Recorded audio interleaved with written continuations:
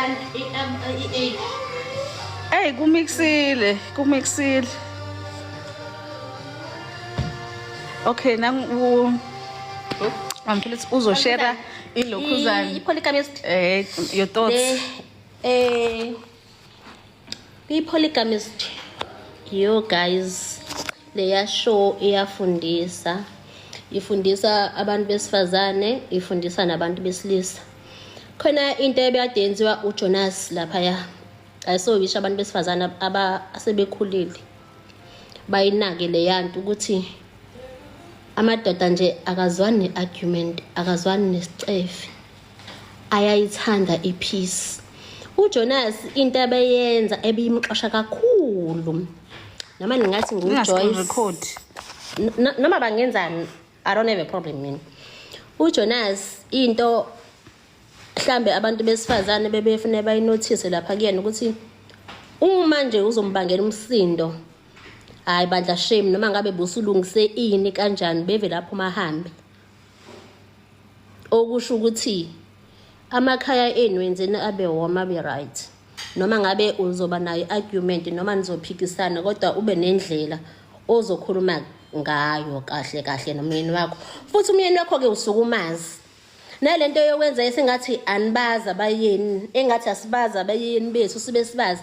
Uba bekhe bathanda abantu besifazane, ngahlangana naye vele bathanda yini ezomshintsha manje ngoba nakho sewashada mina. Yabo into ezikanjalo nje. Kodwa ibhekeni le yokuthi uJonas into ade efuna bekade kuyipeace.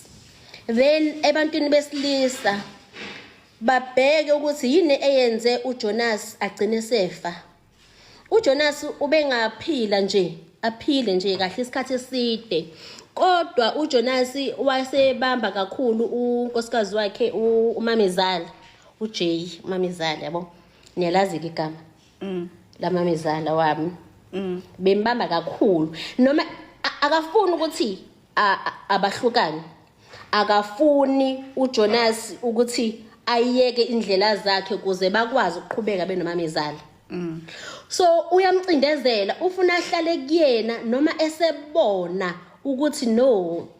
So umamezala uJoyce wayeseyakhathala kulokhu phela ndoda ngifuna ukuhamba lana ngifuna ukushiya awufuni uthi sofa silahlane awufuni ukushintsha and phela uJoyce bengakathanda ukufa ke yena so bengeke ke badla afa. Ingakho ke we-end up kuba uJoyce omtrephayo and mind you wamtrepha ngento ayithandayo, meaning into oyithanda over uyigade ingabe yona futhi ekubulalayo. Yes. Bese ke futhi kumadoda ke manje anesithembu nabo mama ke abasesithembini abayina. Can someone please tell me ukuthi umacele ubukele yiphi polygamist late nasingabukelanga, cause anyeke uze your views be like this like polygamist and you cannot blame uJoyce for behavior kaJonas. You can't nje aykhonakala ayenzeki, because we know if maturing is understanding the only reason uJonas chose uJoyce is because uJoyce had a finance ukuthi a finance implike the time he was poor. Angithi uJoyce ubuya ku family right and he needed imali kaJoyce. Chances are bonyeka amkhethe ngaloyo Joyce. He was with Joyce because he needed uJoyce financially to be where he is, guys. And awukwazi ukufuna ukuthula wena selfungana ukuthula. uJoyce akahlanye. uJoyce bangasukuma vele athethisa uJonas akalwisa uJonas. Indoda ethi maso uyiconfront ngama mistake wayo iphume ihambe ithi he is choosing peace. Iphume ihambe komunye umfazi and cheat. Akusiyindoda lento le. And akusumuntu ofuna peace, because if you want peace mangitshela ukuthi lento yenza ingizwisa ubuhlungu uhlala phansi ungimamele and fix our problems or fix your problem and fix your mistakes if ama mistakes, because behavior kaJonas bongasi mistake guys, and cheating has never been a mistake. Phela uJonas akekho umuntu angalalanga naye lapha kula movie or kula thing series or in akekho. So umacele ufuna ukutshela ukuthi uJonas bekafuna peace ngokuthi athandane necrush yomntanakhe nentanga yomntanakhe nomngane umntanakhe umntana aqala ukumbona from the age of 6 years or 5 years. umntana aqala ukumbona asesemncane angabi namabele umzimba wakhe ungakamature ingcondo ingakamature asesemncane adlala. So kusho ukuthi uJonas makabheke la mntana agcine ahlala naye bekathi ukhula hlahla sodla ama-benches ufuna ukuthini kahle Macele because akekho umuntu onormal even amadoda akekho umuntu onormal okhondena ibehavior kaJonas. So uJonas him wanting peace ufuna ipeace nasebantwaneni. Phela that girl kunje ubani kam like uLuthando ulindani lo beka makusekuphela this thing beka se aye naye alala nengane umntana omngane wakhe. That girl was very young, very young. And obvious ubuye efamilini engekho right ubaba yakhe uzikhulisela uziphuzela utshwala uzithengisela utshwala. So izinto uJonas bekamprovidela zona izinto i-reason beyenza usahlale naye. uJonas ukulala ufuna ipeace kubasebenzi bakhe. Yabona i-cheating ngamanyala but iba worse i-cheating umuntu masajola nabantu la kumele uhlonipheka khona ayehlisa isidima sakho. There was no need ukuthi uJonas athathe the second wife. There was no need ukuthi uJonas ajole the second wife. But uMacele wouldn't understand that angithi because azange ayibone inkinga umseleko makathatha uMakhumane endaweni. Indoda yakho noma ngabe yajola but maseyijola la wena kumele ube endaweni la kumele uhloniphe khona la ispace sakho kumele kube nokuthula khona because ayikho into ebuhlungu ukuthi uhlala endaweni abantu balokhu bakubheka.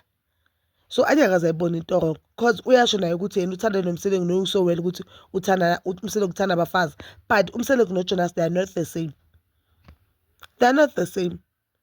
Phela uJonas pervert babathi to pervert basho uJonas uyadelela uyacheater ukhulisa abafazi and to show to uJonas he's not a man enough, he's not strong, asindoda yoqotho ubulawe into encane HIV. Bakhona abantwana emhlabeni abazalwa HIV positive but they fight that thing.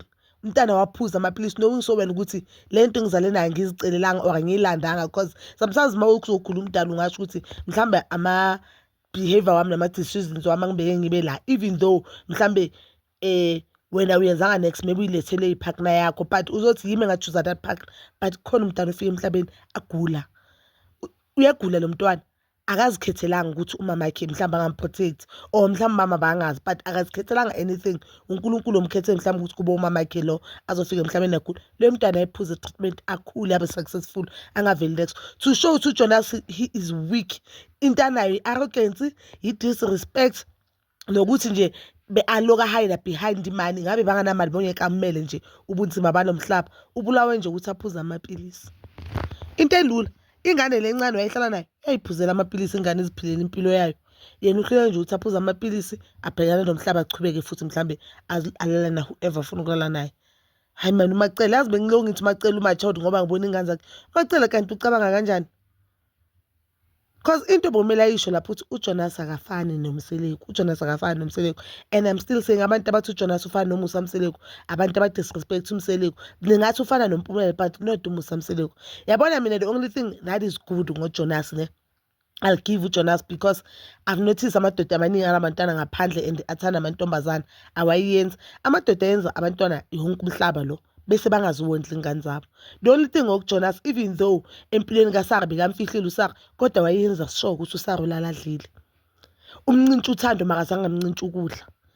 Abanye ke ancinci umntwana ukudla aphika ingane maceda lapho neglect ingane ayinje ayizusubhlunga yonke ingane beyiphika uthi useyakhe ungane akayiwondli ingane uyayihlukumeza uyenza zonke lezi zinto snacks noma ingane ithi baba akafuni yabo yonke lento le but uJonas enganeni zakhe one thing I love about uJonas enganeni zakhe he was always there. uJonas made sure ukuthi ingane zakhe zine shelter all of ingane zakhe ziyaya esikolweni ingane zakhe ziyadla and ingane zakhe ziba successful in life. That is one thing that is good ngoJonas but uJonas nje iKAKA yomuntu engadeserve futhi ukuthi ibe khona emhlabeni nje. And that uJonas he is not a polygamous man. uJonas is not a polygamous man. I feel like the title of the movie was very wrong. uJonas is not a polygamous man because we do have amadoda polygamous men emhlabeni abantwana babo they are very happy abafazi babo they are very happy.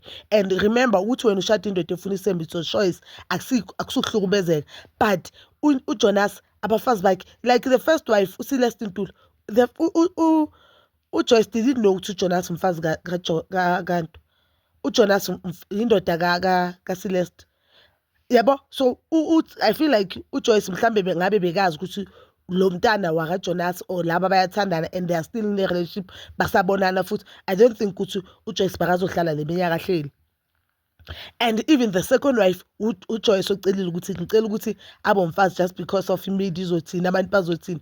Obvious that means uJoyce made that decision because avikela isidima sakhe isidima sefamily yakhe.